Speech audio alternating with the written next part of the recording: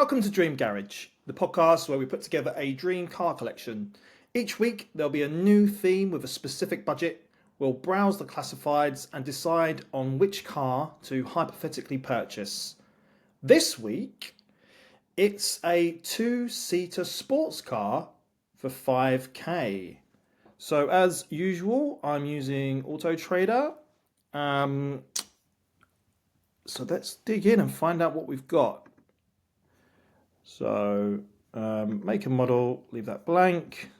Price. So we've got up to £5,000. Will we find anything? I don't know. Body type. So it's a two-seater sports car. So it could be a convertible. I guess it could be a coupe. So I'm going to tick both of those. Let's see how we get on. Doors, 2. I mean, that goes without saying probably for both of those things, but anyway, seats 2. Fuel type we'll leave, engine size, engine power. I'm going to leave all that stuff. There's 1,244 cars. Let's find out what we've got. So,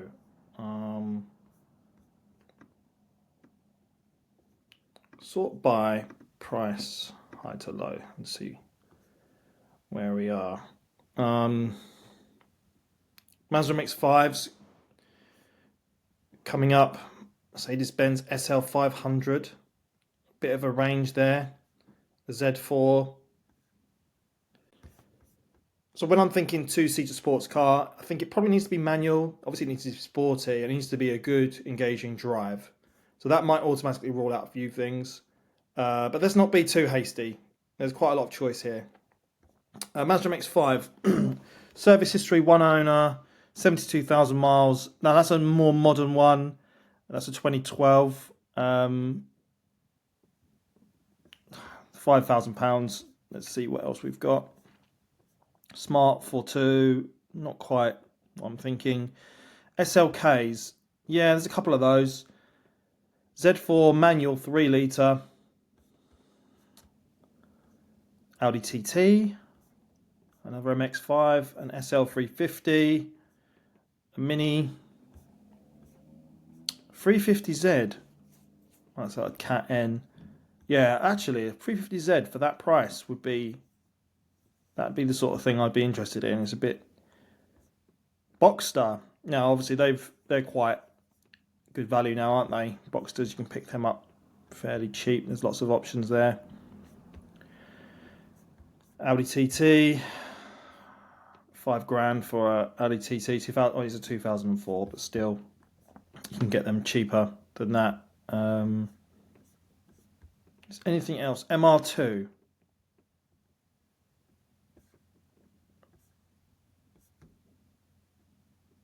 Z3. Do you know what I'm going to do? I'm going to actually sort by private.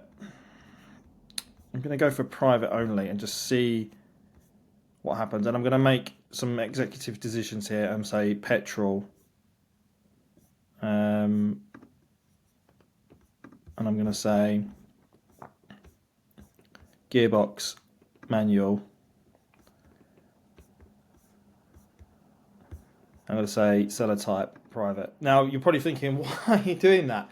Well, there's a lot of choice, and sometimes you just need to be a bit brutal and kind of go, actually, let's narrow it down a little bit. All right. See, because what I really want, as I said, I think this car needs to be manual. I know I've already said about I prefer manuals, especially in a two-seater sports car. I think it has to be really. There's a 350Z with a full engine rebuild. Audi TTs, they're not really a driver's car. I like them, don't get me wrong, but they are, they're based on the Golf platform, aren't they? They're not the most engaging drive. MGF, well, that's one of the later ones, isn't it? That's one the Chinese SAIC started to take over them, and that they put these wheels on. Were those wheels standard? Well, it's a 2011, or are they from a different car? I don't know. Message in the comments if you're an MGF fan and you understand where those wheels might be from. MX5s, MGTF, Boxster. Yeah, can I get a box? These are some Boxsters here, 2.7s to 2.5s. That's a later Boxster 987. Can I get a 986 Boxster S in that price range? A 350Z, brand new exhaust, low mileage. Okay, it's a soft top. Oh,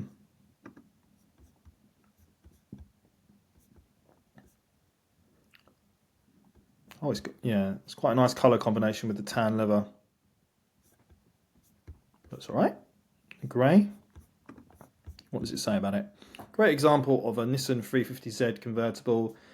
This is the 2005 DE variant, which falls under the lower tax band. Just MOT'd, brand new exhaust fitted, 2 new front tyres just fitted, sought after orange, well he's calling it orange, I call it tan, part leather interior. Yeah, they are quite desirable. Heated seats, good condition soft top, front lip. Yeah, I noticed that it's got a front spoiler, easily removed. Pioneer head unit, new battery, oil change. Well, I hope. Oh, July 24. Okay. K&N air intake. I'll also provide the original air intake. It's good that they've kept that. Full outdoor car protective covering, smaller soft top cover included, 2 remote keys and 1 manual. It doesn't say anything about service history though, does it? But let's not rule it out. I'm going to favourite that. By all accounts, these are decent cars. Very popular when they came out. Oh look, another Alfa Romeo, this time a Spider. We've already done one of those, so maybe not. Z3s. What do you think about Z3s? I could be swayed by a 2.8 or a 3 litre one. Anything less than that, and I'm not sure. These ones that are wide-bodied, I actually like them. I've always liked Z3s, and I know they're kind of derided. But look at the ingredients. It's a manual. It's rear-wheel drive. It's not like the TT, where it's based on a hatchback. This is based on a. Well, I think it is actually based on a compact platform, but it is a rear-wheel drive car. It's set up to be a sports car, really. So the ingredients are good. This is a purple one. It's got a toolkit. Looks nice. Looks decent. Cream leather. Wide body as well. 2.8. 4,850. They've got 193 brake horsepower. And it's 4,850. Not bad. Another 350Z. So that 350Z I favorited before, that only had 58,000 miles on it, and it was 4,990. This 350Z, this other one, has done 92,000 miles. It is a later one, but that isn't necessarily always a great thing. I'm going to save the Z3 2.8 because that's done 66,000 miles. Just see what else comes up. These MR2s, I quite like those. I wonder if we can find a cheaper one. That one is. So this is the series, the latest, the last MR2. It does 80,000 miles. I want 4,795 for it. MX5. Now, if I was going to get an MX5 in this bracket, I'd probably go for an original one, the Mark 1. Just a bit more purity to it.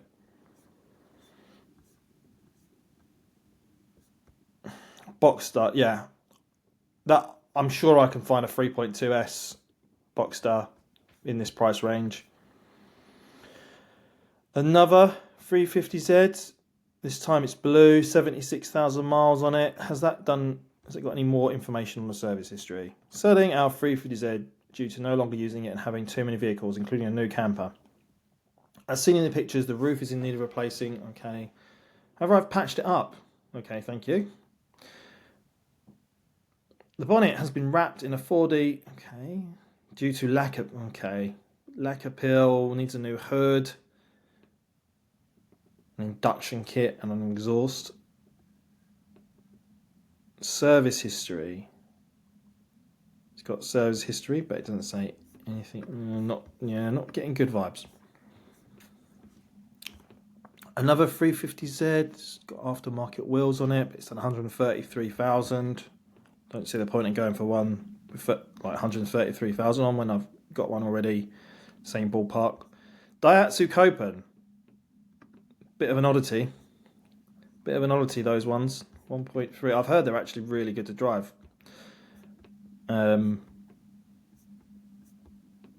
It's the later 1.3, which apparently are better. Don't see many of those, do you? They never sold in good numbers. I mean, they were they were copying a lot of the design of the Audi TT. If I could have a 350Z with like 276 brake horsepower on tap, and I ended up with a Daihatsu Copen, I think I'd be questioning my life choices. Sorry for people that have a Copen. MR2, SLK. Now, SLKs, where are we on those? I actually have been thinking a long time that the SLK 350 of a manual box represents good value for money. They're meant to be good to drive, and they've got enough power to make them. They've got just under 300 brake horsepower, the 350s, so they're not slow.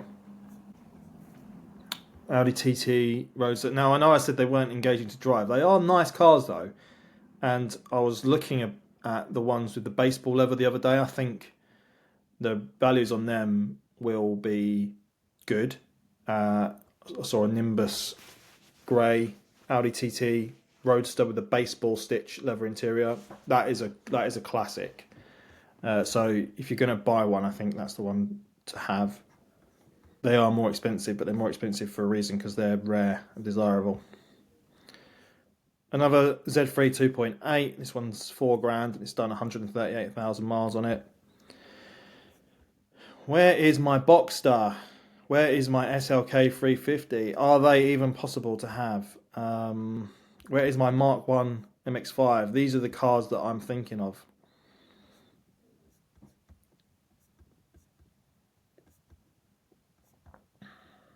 A Renault Wind. They were, again, another car that didn't sell well, based on a Clio. Yeah.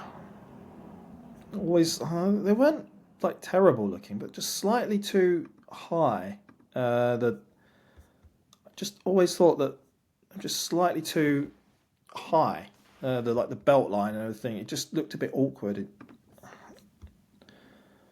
wasn't like a low slung two-seater. That's because it's based on a Clio, I guess. I have a Renault Wind. This is a collector's car, apparently. Okay, right. Here's a 3.2 Boxster S. It's a 2002, so it is one of the last 986. Because the very last ones had all clear light clusters. This must have been the very last one with what they call the egg yolk, which had the orange indicators at the bottom. And then the run-out editions of the 986 Boxster S's had slightly more power. They had 260 brake horsepower, I think. And now, I might be incorrect in saying but I think they had less problems with the IMS, but I'm not sure. But I know a few people that have had... Well, yeah, this has got oil separation issues, yeah. So that's the problem with the Boxsters. They do have some issues with the engine. But they're such a good car overall. You would be silly to ignore them if you're prepared to sort of go along with the fact that you might have to do some work on it. Okay, so now I think we're just getting into the territory of the things that we've already seen, but slightly leggier examples of them. So I'm going to actually see if I can find a specific car. So I'm going to stop the private sellers and I'm going to see if I can find a Mazda MX-5 an earlier one. Sort by age, oldest.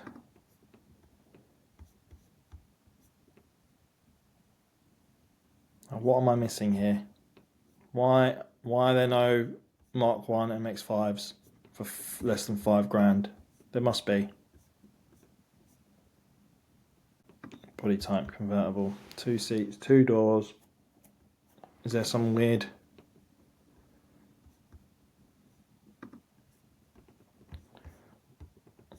Am I being silly here? Let's just clear the price and just see. 6,000, 8,000. Have I grossly underestimated the price of the Mark 1s here? I thought I might be able to get one. Maybe not. Let's just clear it all. I'm curious now. Going off on a tangent, but I'm curious to see how much a Mark 1 Mazda MX-5 are now.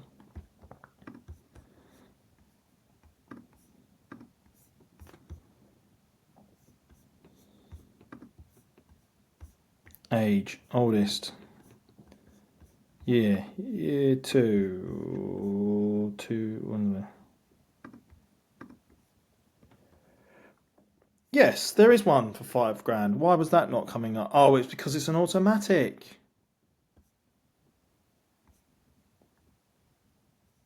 All right. Another automatic. Well, look, they are here. Why were they not? Look, right. Private MX-5 1.6 4495 is an imported, is it Unos Roadster. 67,000 miles. It's got some rust. I think a lot of these do have rust. What? It's got a turbo from a Subaru Impreza.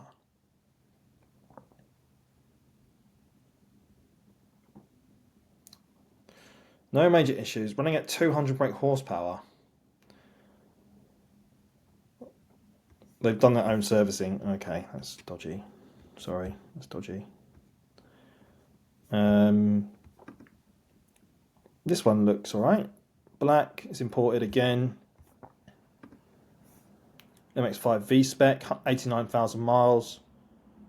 Gnarly steering wheel. Totally standard. I mean, it's got a big gap in servicing. But, I mean, you are buying on the lower end of the market. It's quite... looks alright. Black. What year is it? The early ones didn't have power steering, which I don't mind. 1992. Oh, that's a really early one. I'm going to favourite that. Really early. That must be one of the first. 1990. No, they came out in 1989, didn't they? But still, that is an early one. Okay, so they are available.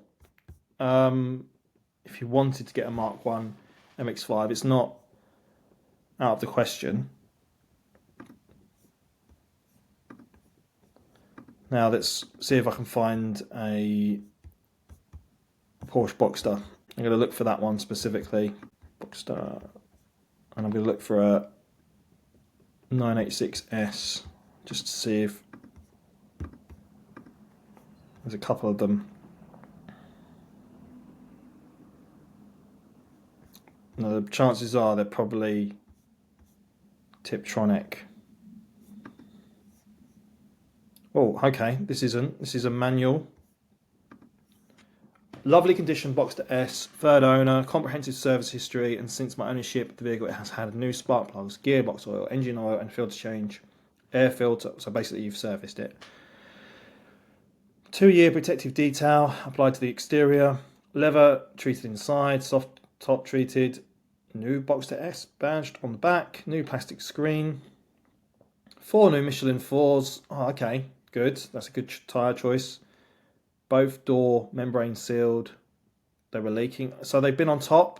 I've also have receipts from previous owners showing IMS bearing. That's the thing I was talking about earlier. That needs to be sorted. So that's been done along with the clutch. I wonder how long ago that clutch was done. Car drives beautifully. All the work has been carried out by a reputable garage, motor tune, in shots, negative bits, minor leak when there's heavy rain, which will slowly drip into driver's seat. It's a convertible. It's an old convertible. The chances are it will leak. I have a soft top cover, which I put on during heavy rain. Yeah, okay, so there might be some... car covers are a bit dodgy because they can scratch the paintwork. Driver's door window doesn't drop and stay... Okay, so there's a few little niggles, but nothing... Parking sensor down continuously whilst in reverse gear. I'm selling cars, we are moving house. Seems genuine. 3 owners. It's done that. It's had all the major work carried out. It's got a nice interior. Again, I saw the Alfa GTV. I'm a bit of a sucker for that red interior. Very garish, I know. Similar colour combo to that. Silver exterior, red interior. But this is a phenomenal 2-seater sports car. Consistently rated one of the best drivers' cars, and overall, I know they do have engine issues, but overall, a good car. 252 brake horsepower, 112,000 miles, 2001 manual petrol. So we got the Porsche Boxster. So that is the 3.2S. We had the Z3. So let's just go through to our previous thing. I had that Z3 2.8, 66,000 miles, which I quite like to look at. Full service history, all MOTs from new, sought after wide body version. Yeah, that looks like a clean car, and well looked after. Low mileage, 4,850. Then we had the... Where's the 350Z gone? This one. Sorry, I've just scrolled past it. 350Z. Z3. Oh, there's the Boxster. Boxster S, 350Z. Z3. Or the Mark 1 Unos Roadster. What are your thoughts? What would you get? Oh, it's tough, isn't it? These are all good options, actually. There's a lot of Boxsters on the market. They're moving house. They might be open to offers. If I could get that for $4.5 grand, that probably won't lose any money. The Z3 2.8, that's done a low mileage. Again, overall package looks good. It's not as good a driver's car as the 350Z, the Mazda, or the Porsche, so I'm going to rule out the Z3. The Nissan 350Z, it's the most powerful of the lot. Is it the best driver's car? Don't know. I haven't heard as good things about the 350Z as the Boxster or the MX-5. So I'm going to rule out the 350Z. That's tough. So it's between a Mark 1 MX-5 or a Porsche Boxster. I think I'm going to go for the Boxster. This Boxster. It's had all the work done. It's got a few niggles on it, but nothing's going to stop me buying it. It looks good. It's a private sale. The other one's at a dealer. I think this will be a better all-round car than the MX-5, and it hasn't got the potential rust issues that MX-5s have. So that's it. That's my choice. I'm gonna assume that I can get this Boxster for £4,500.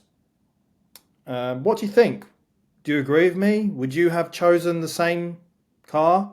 Have you got one of these cars? And are you shouting at your screen saying either "good job, I've got a Boxster, I love it," or "I've got an MX-5, you should have gone for that," or a 350Z, or a Z3? Or are you a TT lover and have I unfairly characterised it as a not as much of a driver's car? Either way, I hope you've enjoyed today, and we'll find out what we're going to get next week. Thanks for watching.